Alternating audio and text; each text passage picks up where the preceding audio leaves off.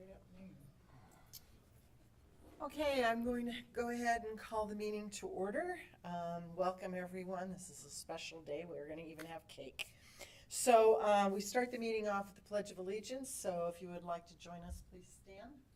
I pledge allegiance to the flag of the United States of America and to the republic for which it stands, one nation, under God, indivisible, with liberty and justice for all. Okay, the first item on our agenda is to adopt the agenda. So moved. Second. All in favor say aye. Aye. Opposed, motion carries. Next item is the consent agenda. These are all action items. Items on the consent agenda are considered to be routine and will be enacted by one motion. There will be no separate discussion on these items unless a commissioner or citizen so requests, in which case the item will be removed from the consent agenda and placed on the regular agenda. All items are action items. Does anyone wish to pull anything off the agenda onto the regular agenda? Not? Madam President, I move approval of the consent agenda. Second. Okay, all in favor say aye. Aye. Opposed? Motion carries. Okay, now we come to the fun part of the agenda. It's the regular agenda items. These are all action items, unless otherwise noted. So the first is a check presentation to the Idaho National Guard and Reserve Family Support Fund. We're going to have a presentation from our chairman of our golf committee, which is totally done on employees' time. No tax dollars were spent in the involvement of the golf committee or the golf tournament at all. So if Steve Price would like to come up, you can give as a presentation, and we will then come down and have cake. Fair enough. For the record, Madam President and Commissioner, Steve Price, ACHD General Counsel, and the co-chair of the ACHD Employees Golf Committee. We had an eventful year. We started this 17 years ago, a few employees, in looking at have the employees putting together a small golf charity. I think the first year we got $2,000. And it kind of grew, and it was kind of fun just to have employees play in the golf tournament. Then we took it to a little bit different level, and within a few years we got it up to 50,000. And every year we would go from a military charity to some other charity involving usually children or other members of our community who are less fortunate than others. And so we've been able to do that rotation. I think this year, we started within the last few years, Director Wong saw what we could do, and so he really started placing his back foot up my backside to get more money since we've done that. And since he's been director, I think we've raised almost $1 million, pretty close. We're very close to a $2 million milestone. I think we're about 1.68 million that we've raised over the 17 years. We're very proud of that. The employees that in the golf committee, I'll call them up here in a minute. This is really, as a public servant, all of us, all the employees at ACHD, we understand that we provide a public service. It's an important part of our culture, is to help people in our community in terms of transportation issues. And it's also important that as public servants that we give back to our community. And that's really the core of our culture here at ACHD, is to, within the employees, it's our value system, and it's an important part. There are many other employees within the district that do a lot of other charity work. Christy Little, I don't know if she's here. They do a ton. Regina does a lot. Cunningham does a bunch that I know of. A lot of other employees in other departments are always doing charity. So I applaud all of the employees. The golf charity just happens to be something that's big that can really make a difference. So if I could get the members of our golf committee up here, let's see. And we'll come down, and then you can bring the golf committee members up as well. Okay, Okay. perfect. Great.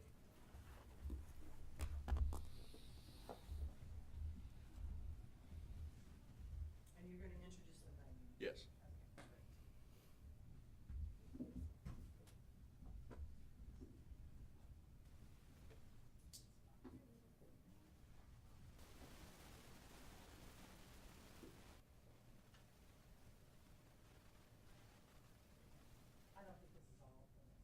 No, this is not all of them.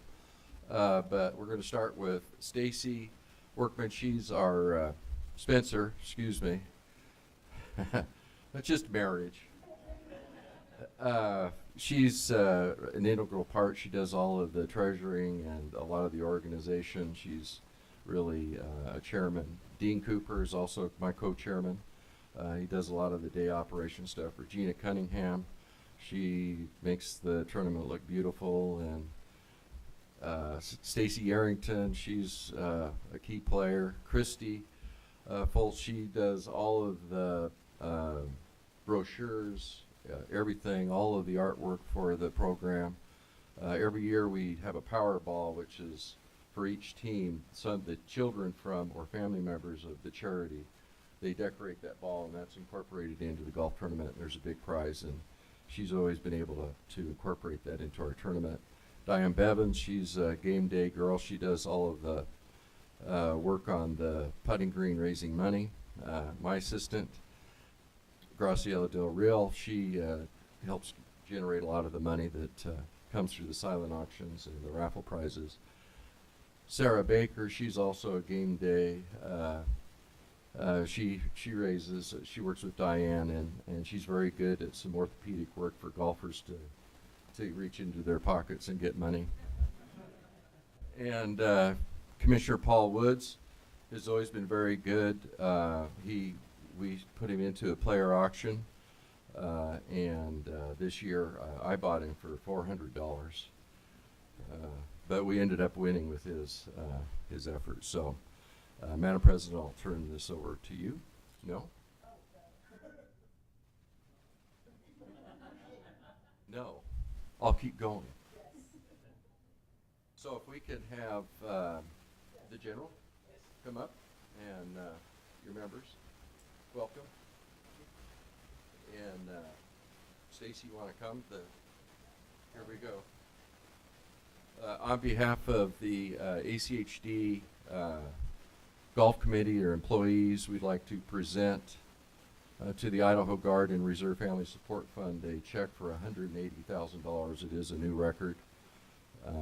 And by the way, just a notation, those are some of the golf balls that members of the Idaho Guard and Reserve families had provided during the golf tournament, which were really cool. So anyway, thank you so much for being a great charity. We really appreciate Barbara's help this year. She was really fantastic through the whole process, and we really we really appreciate her support. So anyway, thank you, and if you'd like to say a couple of words, would be great.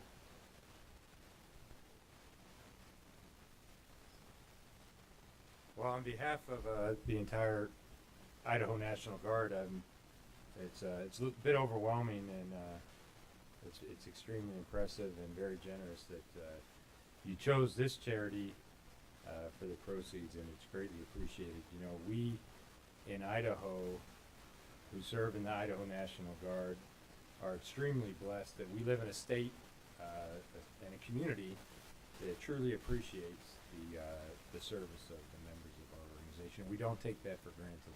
And this is an extremely worthwhile fund.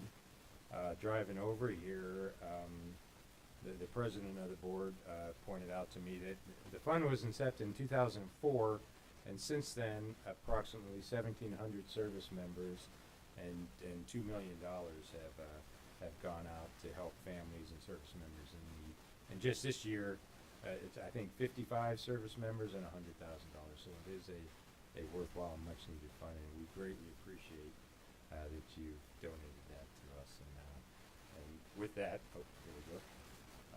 I would like to just as a token of our appreciation, there's this little plaque which Barbara Ann put together for us, and it says, "Thank you for your generosity, 180,000 raised, 2018 ACHD Charity Golf Tournament from the Idaho Garden Reserve Family Support Fund." So, I guess it's you.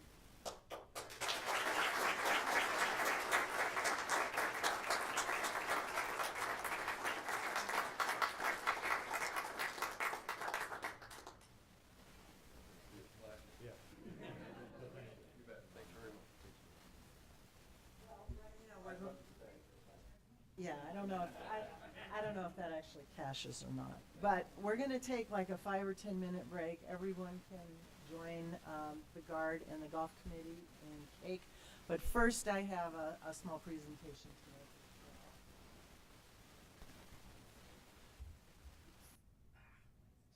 So, this is on behalf of, the golf committee and all those who participate in ACHD charity. I want to give this to Steve Price. It's hard to read, but this is for you.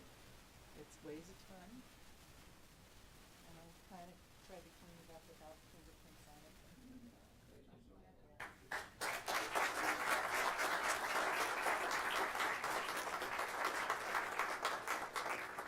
All right, with that, we'll take a 5 or 10 minute break and have a festivity.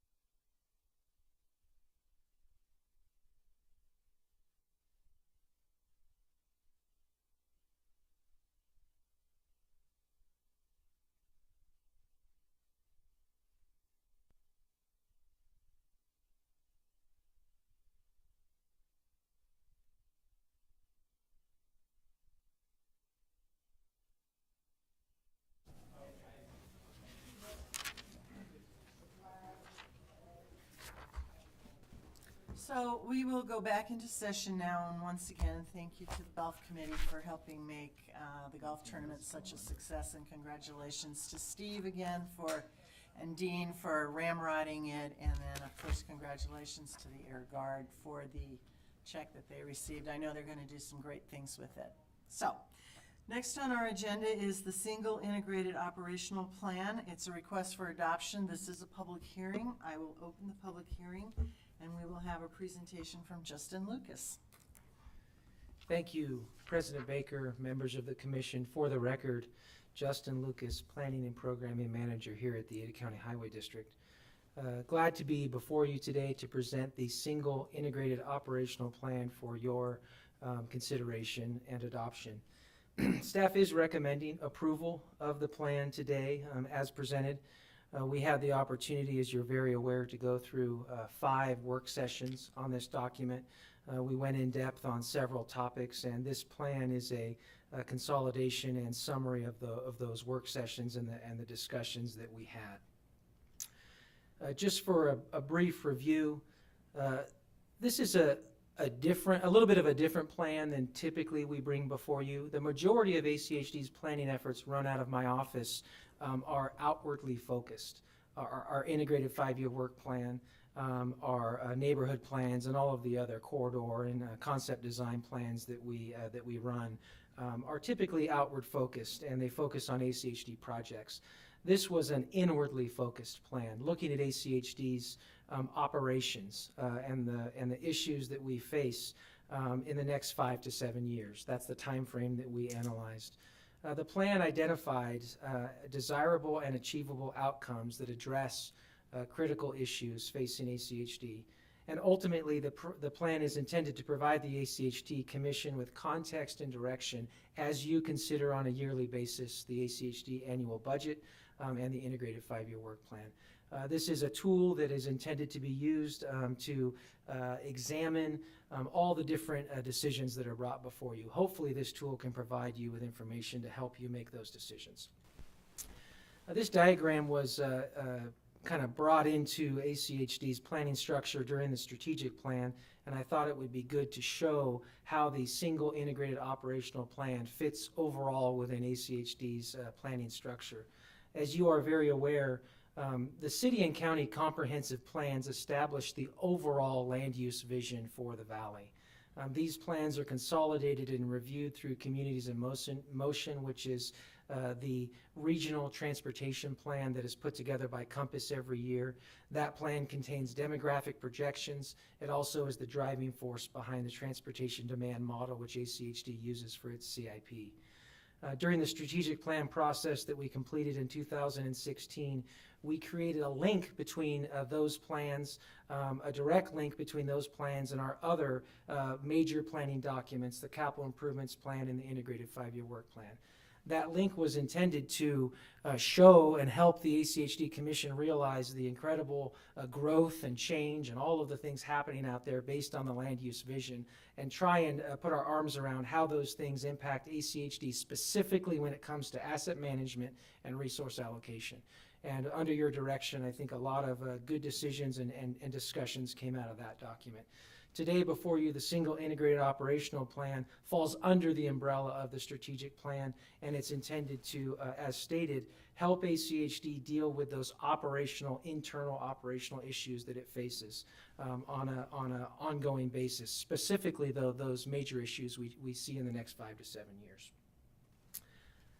So why now?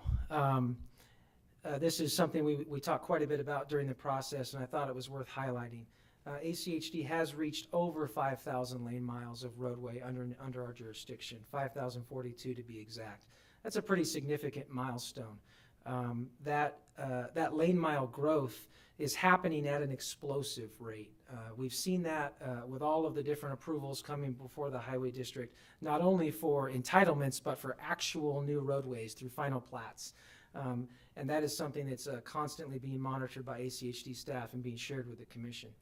That explosive growth has a lot of implications for ACHD as an organization, certainly on the transportation network, but also our ability to maintain that system of roadways that we are responsible to maintain. Out of the strategic plan, there was a lot of commission support for asset management and making sure that we're not allowing our assets to fall behind, that we're keeping them in good condition, and that we're reporting back to you on the condition of those assets. And this plan is intended to help us do that. Along with that, and in association with that, we also looked in detail at our facilities and yards. We reviewed the plan from 2014, the ACHD Future Facilities Plan. We reviewed that as part of this effort, updated some of the assumptions, and then made some additional recommendations. And what we have found, and this continues to be a theme that we deal with on a yearly basis during the budget, is that operational capacity is falling behind growth. And as your staff, we wanted to bring these issues, these critical issues before you in a planning effort, in a planning document to summarize that, capture it, and establish some benchmarks that we're able to measure against. And that's really critical, is to establish those benchmarks so every year we're able to come back and say, here's how we're doing. So out of this effort, there were three primary operational initiatives that were identified as the most critical within the next 5 to 7 years. As stated, those operational initiatives revolve around the following areas: position facilities and yards for the future, expand asset management, and we've added replacement activities because many of our assets are beyond their useful life, and enhance project execution, which is our ability to identify and complete major capital improvement projects in a timely manner. And the plan goes into detail into each of these three areas and ultimately recommends action on how we can improve in these three areas. Before closing my presentation, I did want to acknowledge that this effort was put together by a very large work group that worked in coordination with the planning department. And we really wanted to try and capture the operational issues as defined by the key players that have jurisdiction or stewardship over that within ACHD. And you can see I've listed them here. It was a really good work group to coordinate with and work with, and hopefully the recommendations meet the Commission's intent over the next 5 to 7 years. That being said, I did want to close again with that staff recommendation, which is for approval of the single integrated operational plan. And at this point, I'm glad to stand for any questions that you may have about the document. Did anyone have any questions for Justin? This time. Okay. So this is a public hearing. Is there anyone in the audience who wishes to testify on this item? Come on down, give your name and address for the record. You need to, I think, pull that up a little. think it's on. Yeah, that. I don't think it's on.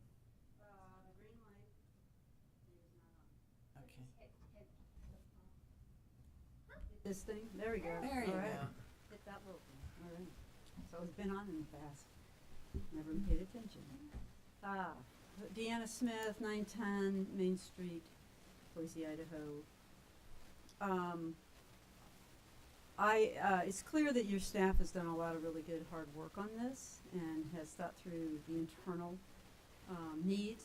And I'm personally aware of the fact that you have operational challenges, especially with your facilities, that need looking at. However, I don't think this plan is quite ready for your approval. The public, while this is an internal document, it really is the public's. Will be the ones paying for whatever expansion or increase is necessary to serve us in the future. And to that end, I felt like there's a lack of really asking the larger question of where are those potential cost savings. There's nothing that really looks at or addresses how you might reduce some of that future lane mile demand.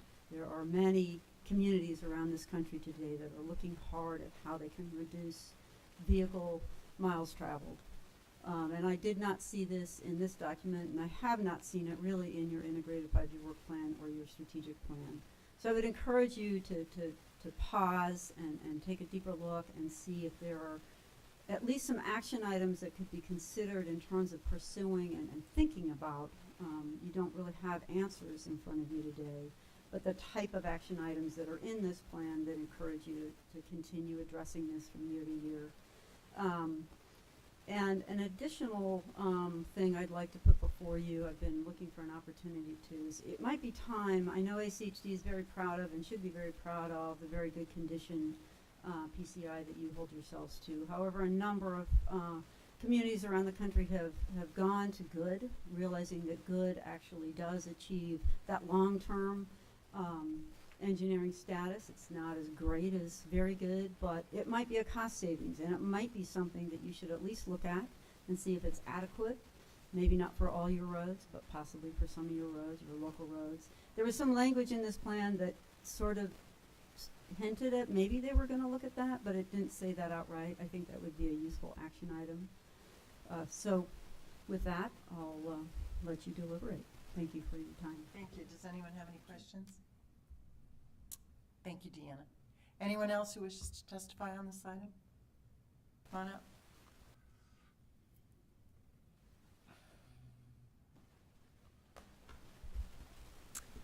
My name is Marissa Keith, president of Southwest Ada County Alliance. I'm at 3279 South Cloverdale Road in Boise. I have some concerns with this plan coming up on the agenda now, mainly because the public has not really been made aware of some of the things in there, and specifically the new admin building, which The what? I'm sorry. the new Yes, administration building. That's a lot of money, and I first heard about this a couple weeks ago when I was sitting in the back room there, right after you all talked about deferring $98 million worth of projects. Out came these beautiful building plans, and I was a little bit shocked that I don't understand, all of your funding mechanisms and where money can and cannot be used, but when you're deferring that amount of money and you're going to the public to ask for fee increases, and then we see these 5-story building plans, it was a little bit shocking as a member of the public to see that.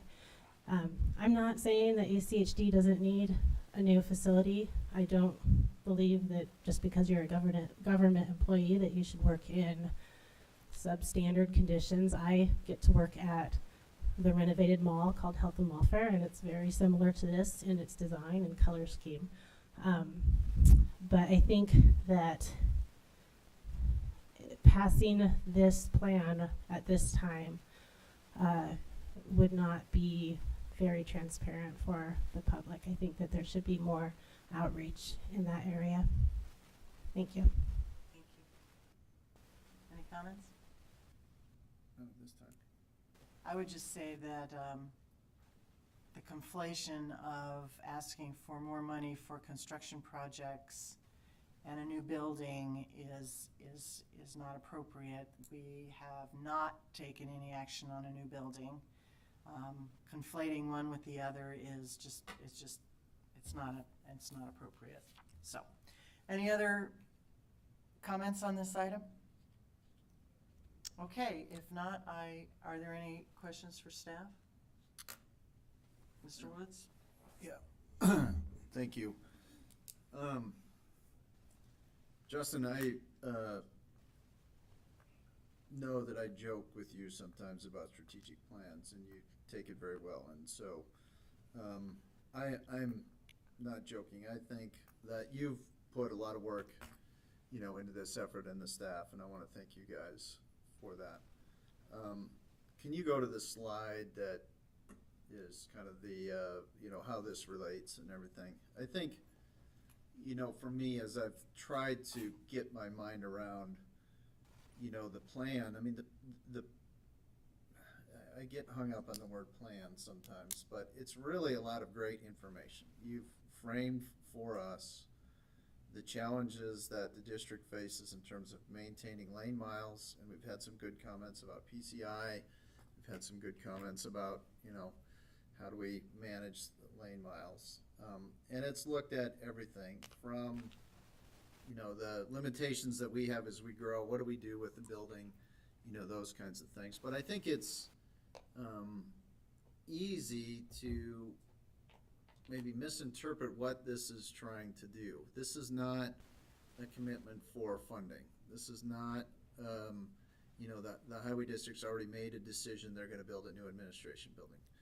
This commission, we had to look at, I think since 2013, this organization's been looking at what do we do? We got people in trailers, you know, that kind of thing. We still have to address that problem. I think this plan is an attempt to aggregate up all the problems that we need to face. We don't have funding for them, you know, and so this is meant to give more information to us. I believe this is me talking, not the commission, when we fund that. But I mean, whether we officially adopt a plan or not, this is really meant, in my mind, to give us information to think and inform when we as a commission deliberate on these issues. That's how I see it, I guess. Have I strayed from the intent here from your perspective? I mean, when you look at this diagram, it's not naturally intuitive to understand how this all fits together. So maybe you could respond to my monologue there. Madam President, Commissioner Woods, I'll do my best to respond. This plan, as you stated, does not directly allocate resources. This plan does not do that. I think what you described is accurate, that this plan attempts to consolidate many years and discussions of operational issues that ACHD faces into a single document that we can monitor the progress we're making towards overcoming those challenges and issues. It certainly does make recommendations, and I think you should expect staff to bring those recommendations back to you. But ultimately, and this should be made very clear, and if I was unclear, I apologize, the commission directs the implementation of this plan and any plan at ACHD. So if we have an item or a question in this document and we bring it back to you and you want to provide alternate direction, at your discretion and at any time, you can certainly provide alternate direction. And so I hope that answers your question. And some of the challenges we're facing and some of the issues raised may not have an easy answer. And so what we're trying to do is provide a path forward on how to get to an answer on some of those questions. And we may not even know the answer yet. And as a planner, it's hard for me to say that. I wish we could predict everything that's going to happen.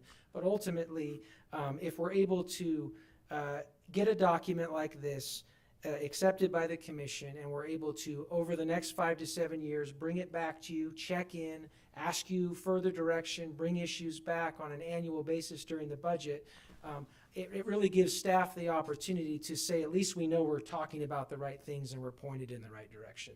So with that, I guess I'll end my monologue, and I hope that answers your question. Well, I think that it does. I appreciate that. I think from my perspective, I don't want, you've provided recommendations in there that I may or may not agree with. And what I guess I'm saying, I'm struggling with the plan is a good plan. If we formally adopt the plan, we're sending a message that, well, we're going to do this unless we say otherwise. And I'm not quite sure that that's the right frame of mind that I think through. I think that you've done a great job of providing information that we need to then act on.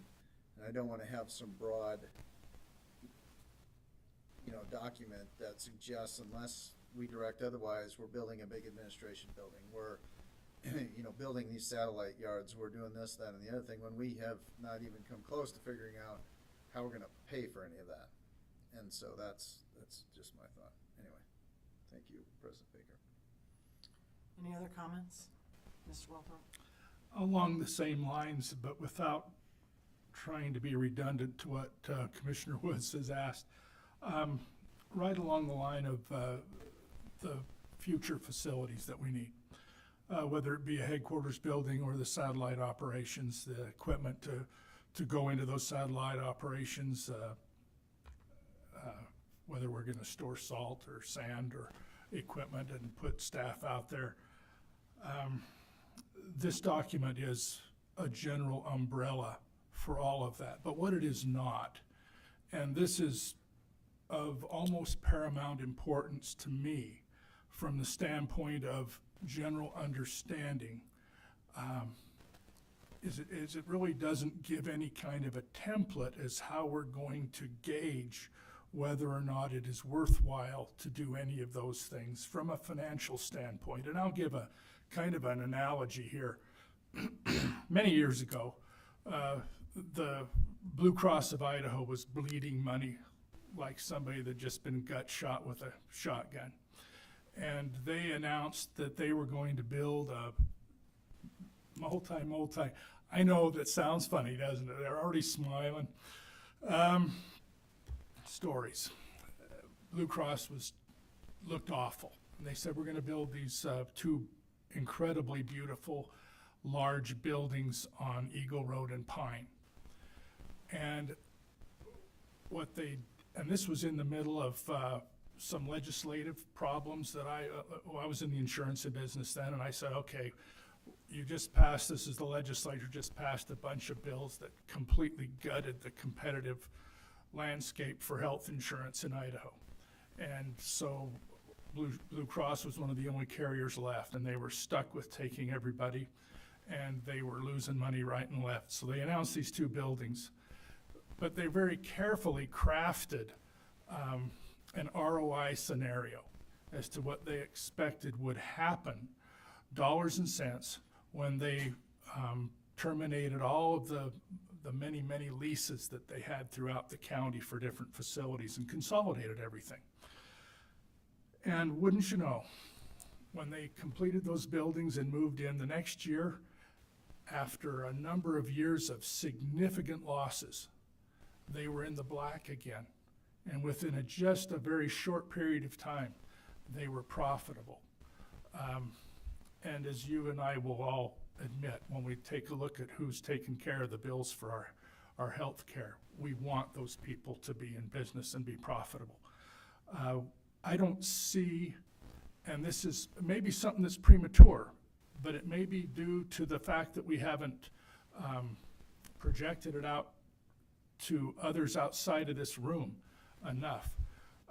We don't show how this is a good idea, especially concerning some of the facilities aspects of it. Thank you. Did you want a response? Pardon? Did you need a response to that? If you have a response to that, I mean, I don't see it here, but what do you think we're going to do as we decide about satellite facilities and a new headquarters? Are we going to take this public with a lot more detail to show them why it's the thing we ought to be doing, or what will we do? Madam President, Commissioner Goldthorpe, you're absolutely correct that this specific document does not go into the financial implications of some of these decisions, and that's why it is a strategic level document. You called it an umbrella document. I think that's an accurate representation.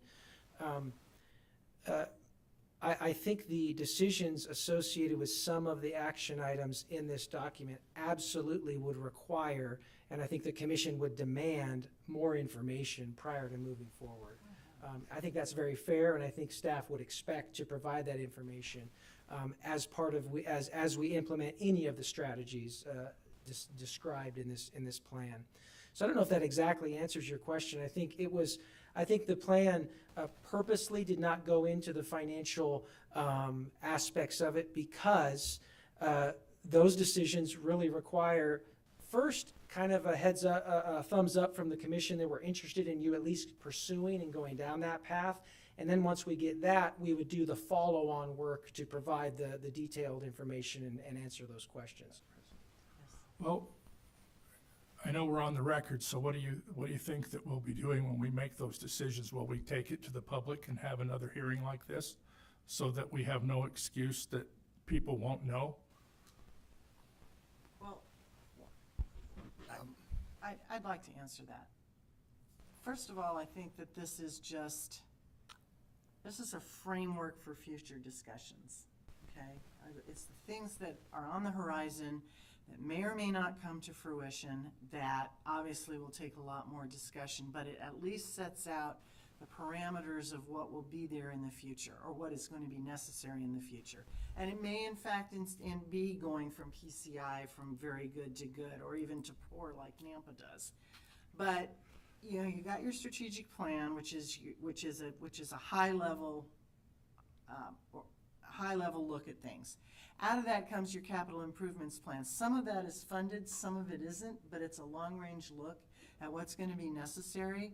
And so you have your near term, your midterm, and your far term. And that gets updated every few years so that it's always a 20-year look at things. The integrated 5-year work plan takes that next sit down to what's now on the horizon. And I would assume that if, we're moving yards, which, I mean, I don't agree with we moving yards, but it's there for discussion, that would be included in the 5-year work plan and the budget, because the integrated 5-year work plan and the budget is the actual money portion of it, which takes the capital improvements plan, puts it into a framework that we look at in the near term. And then the single integrated operational plan I'm looking at as a framework, which also is, it has a horizon out there. It may be near term, it may be far term, it may be midterm. At some point, that becomes relevant to the integrated 5-year work plan and the annual budget, and then it becomes something that's discussed in a lot more detail. But in the meantime, it's out there that we're at least have it somewhere, in the top of our mind or the back of our mind, where all of a sudden it just doesn't come up and say, oh, we got to move the yard. It's something that you think about and that you direct your efforts to, but we don't talk about the money until it actually becomes on a closer horizon. Does that help at all? Somewhat. The more we go on the record with the steps that we are going to take in the future to make public and fully disclosed and as transparent as a glass what this is going to do and how we are going to do it, the better. But we haven't done any of that right now, and it's there are plenty of dollars and cents figures being floated out all over the community right now about what this means, and none of it's positive. Thank you. Well, actually, that's what I said earlier. It's like, you're conflating one thing with another. And at this point in time, this single integrated operational plan is just something that we are looking at on some type of horizon, a framework for discussion. The issue is not even ripe yet. I mean, we're not talking about, it's just not ripe. Anyway, did someone else have any comments? Yes, I have comments. These are comments I made in the back room when we were deliberating on this, and I understand they weren't recorded.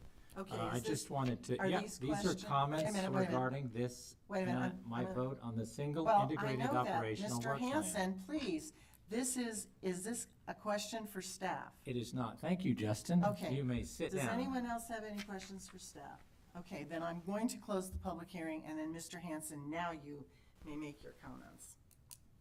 Okay, thank you. I'd like to commend Marissa for coming. I do agree with President Baker. This is a framework. It's definitely a framework. Your observations are quite true because we base our decisions. Often you'll see in decision-making documents in this agency, we refer back to plans that have already been adopted. A lot of times those plans, I have objected to the underlying assumptions that go into those plans, which then raises a red flag to me. There must be some concern. I do appreciate you coming in and recognizing to the average taxpayer there's consequences behind all of this. This indeed is a framework. This framework that's on the wall is quite unique because we are we are a unique entity in the entire country. We do not operate in an integrated manner as part of a general purpose government. We're a separate government. And the underlying assumptions of the other plans, the capital improvements plan, the integrated 5-year work plan, are largely built on narrow definitions of what our jurisdiction is, which is largely driven by auto traffic. Other local general purpose governments don't have those constraints. It's my belief that we also have ordinances and other processes that even narrow it even more. So upon that basis, we then place these plans. It's a little like building a building upon a fault zone. And then because the building hasn't had shaking yet, or it's had shaking, we continue to build and build on top of it. And I think the single integrated operational plan is an opportunity to go outside of our silo, outside of our framework, to look from a taxpayer standpoint as to why we do and think about the things we do. We've had this raised a number of times. It's in this operational plan on sidewalks and the need to implement the ADA transition plan. We've understood that enforcement of ADA issues is a little difficult because we aren't the enforcing government. Sidewalks require some metrics, but we don't use pedestrian metrics. We have not invested in some sort of level of stress or metrics that are equivalent to what we do use for cars.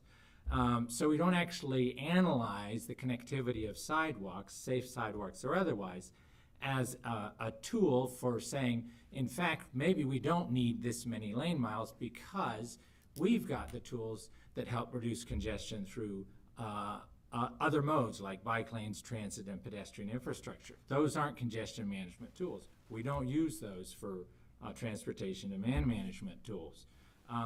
The stormwater area is another really good area. We do some really good work, especially around maintenance. We have to acquire right-of-way, taking land for public use, taking it off of the taxpayers' rolls. We also have, there's lots of land that is not used for actual surface cars.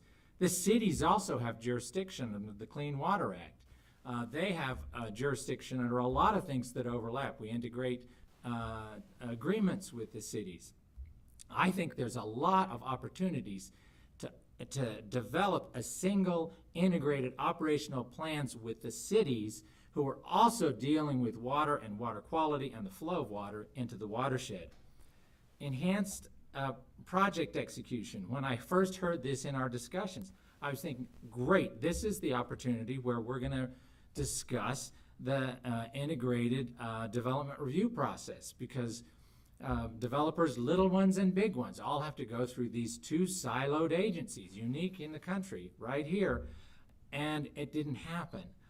Here's an opportunity to really integrate project review by the cities and merging it with the transportation review we have. They have different tools than we have.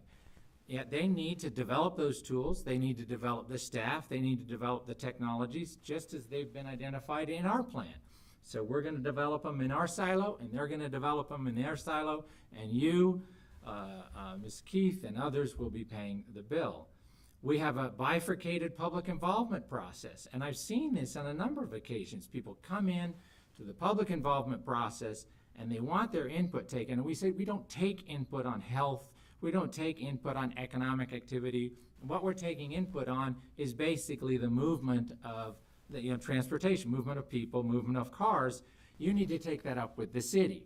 So we don't have this integrated operational plan with respect to public involvement, which we could. This would be a great opportunity to say, let's contract with the cities to do all of the public involvement process, and all those ideas can come forward. It's frustrating to see when developments come forward here first, and the cities haven't really had an opportunity, especially the elected officials. ACHD should be able to use tools to incentivize existing infrastructure. There's already existing infrastructure, instead of just assuming, all developments are the same. Whether there's new infrastructure or old infrastructure, that's the city's problem. Communities in Motion has growth projections that are identified with each development. And oftentimes, these developments exceed those growth projections, but we don't have within this plan or any other plan the opportunity to integrate that. There's a real great opportunity. I think what this does is it identifies the cost of having two separate silos. And yes, we can build and build and build our silo bigger, and the cities will have to build theirs bigger and bigger and bigger because growth is happening. But ultimately, it's going to cost us a whole lot. I think we've really missed an opportunity with this plan, and as you know from my previous comments on the weaknesses underlying the integrated 5-year work plan and the capital improvements plan, those weaknesses are still there. We are building this on a fault zone that is unsustainable for the taxpayers.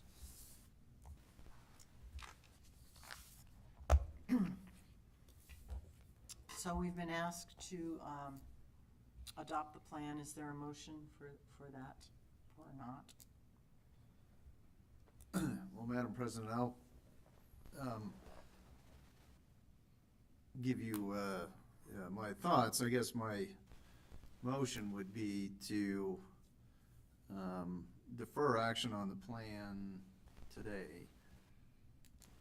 And I say that just because I think a lot of great work has gone into this. And the question is, you know, I still am trying to understand how the plan fits into the way that we operate. We as a commission have to find a way to communicate with the staff. We're not full-time. I think perhaps this was a way to sort of advance the dialogue, provide structure to how we can communicate to the staff what to do, how to address, how to take on this really challenging topic. But, you know, maybe that's not the right way we as a commission should communicate. I don't want there to be this perception that we've oversimplified this and that the single integrated operation plan provides answers to these thorny questions, because it doesn't. I mean, I think it helps provide information for us, and we need to make those decisions. And so maybe we need to think a little bit, play around a little bit. This work has been good, I think. And what it needs is maybe some more experience with the commission and more experience with the public as to what it all means. I don't want someone to say, well, because you adopted a plan back, you know, on October 17th, 2018, you committed to do the following. I don't think that's our intent here, and that's not what we're doing, but I can see how people could have that perception, because it is a little hard to understand how these things, you know, work together. So I think the work stands as a great information for the commission. I need to just continue to think a little bit more about, in adopting it as a plan, you know, what does that mean? What direction have we given the staff, and then what standing does that have, you know, as we move forward? And I'm still wrestling with that. So my motion would be to defer action on this until maybe we have another work session or two and can kind of deliberate a little bit more on how it relates and how it has applicability. I would like to make a substitute motion, and that substitute motion be that the plan be not approved until such time as there's more detail with the areas that we've discussed today. Okay. Mr. Goldthorpe's motion dies for lack of a second. Was there a second to Mr. Woods' motion, or does that die also? Well, I'll second either of the motion. I'll second Mr. Wood's motion. Okay. So, motion on the table is to defer this until we've had another work session? Yes. I would ask that we have the work session in the auditorium. Fine. Okay, well, that remains to be seen. Is that acceptable to the maker of the motion? Yes. Thank you. Well, those are items that'll be discussed at the time of the work session. The motion is to have the public work session in the auditorium. Thank you.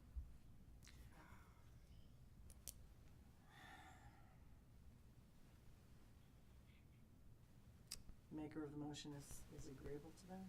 I mean, doesn't it all just depend on how many people are going to show up? Yeah, right. Let's make it accessible when people feel comfortable. and Okay, not so shove them in the back. however, Right. we'll determine that at the time. That's Okay. fine. So, is there any further discussion on the motion? Sitting out here.